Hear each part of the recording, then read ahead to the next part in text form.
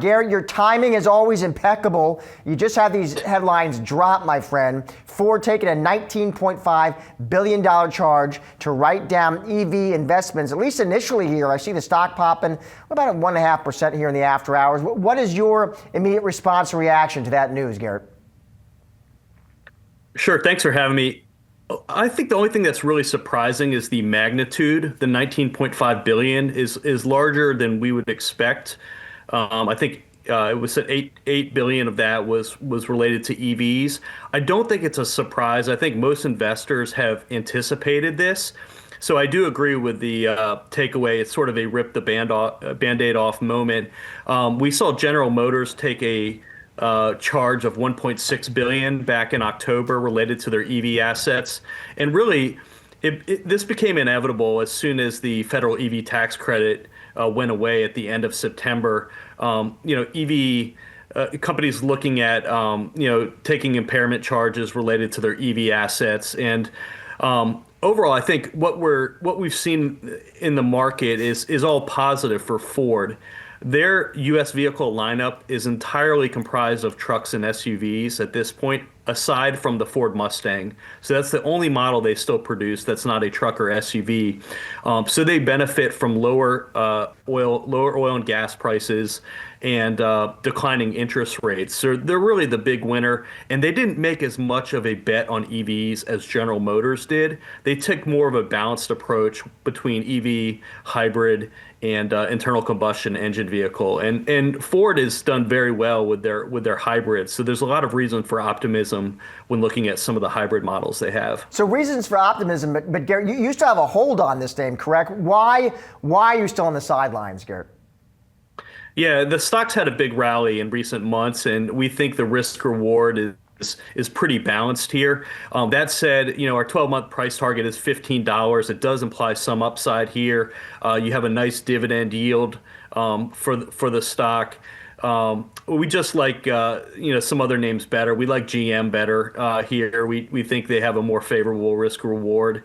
And we like a lot of the things that they've been doing, and the fact they've been picking up so much market share from competitors in the U.S.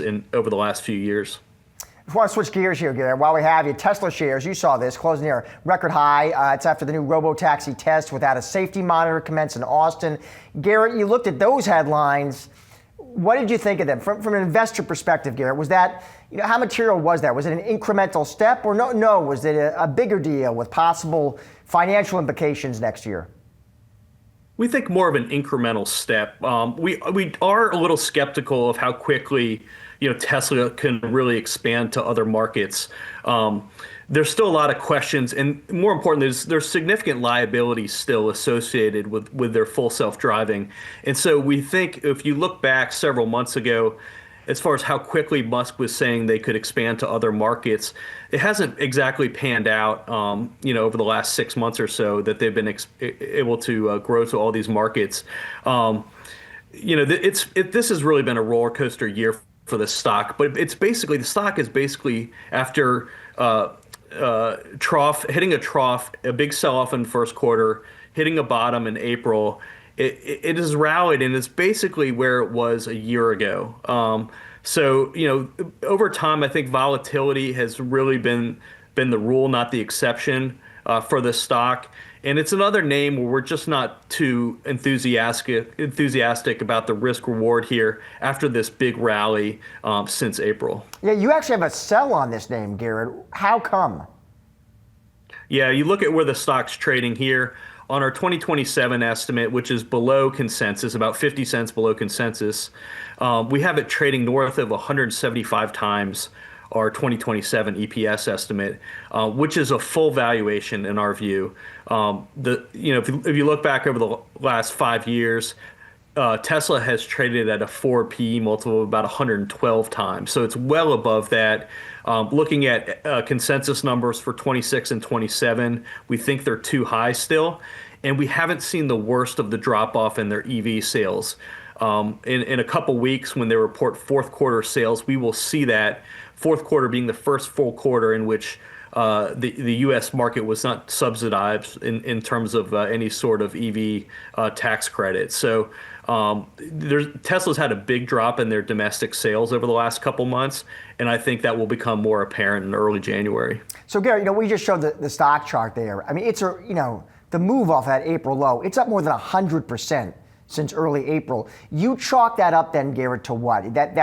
That's fundamentals, or no? That's sentiment. That's just a lot of folks who believe in Musk and this grand AI vision.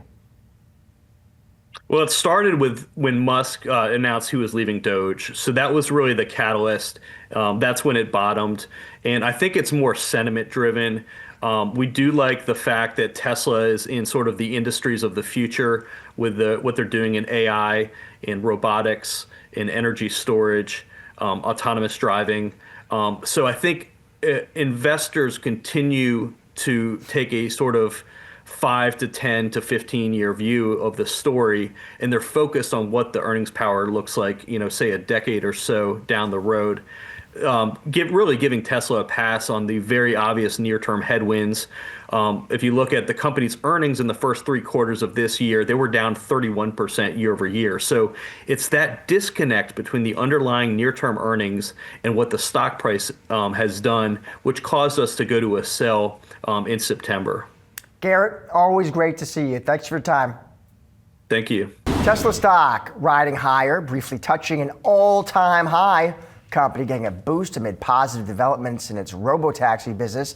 And Yahoo Finance's Pras Subramanian joins me here with the very latest. Pras. Yeah, the stock really bouncing higher here today. And you were talking about the news, the news being that over the weekend, a video was posted of a Tesla robo-taxi in Austin, Texas, without a safety driver on the streets, right? Just with nothing, no one inside driving around.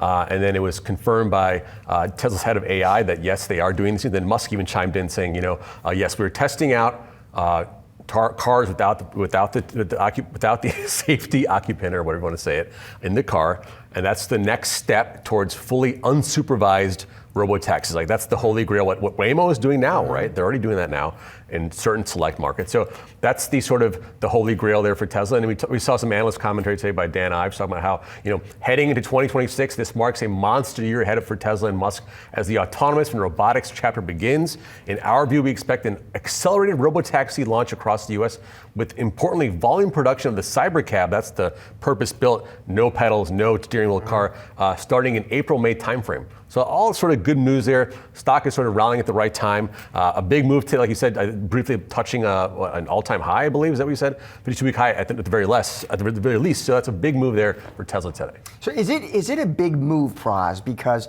listen, I'm watching this. Let's say I see this headline. Should I think of it's a big move technically? Is it a big move because it's just important they're hitting these milestones? How do you frame it? I think that's the right framing, is the milestones. I think it's, in October of last year, we saw the Cybercab come out. People were saying, "What is this thing? It looks so space age. Is it going to be a pie in the sky type thing for Musk that he's been known to do?" Well, what happened is over the next year, you saw introduction of robo-taxi service in Austin that went off seemingly okay. They expanded it. Now you saw they expand to the Bay Area, and also they want to go to Nevada and Phoenix. And then just yesterday, we saw the fact that there's now the safety driver has been removed from the car. That's what Musk was saying in a few weeks that would happen, and then eventually it'll be fully unsupervised robo-taxi service. So I think it's a combination of they're hitting their milestones, they're making it happen, and we've seen some other journalists talk about who've tested the new FSD, and they say it's great. It made significant strides in making it smoother and just more operationally better. So I think that's what it's a hitting milestones, moving not moving the goalposts, but which is normally what people would say, but they're actually just kind of heading in the right direction. All right, Pras, thank you, buddy. Appreciate it.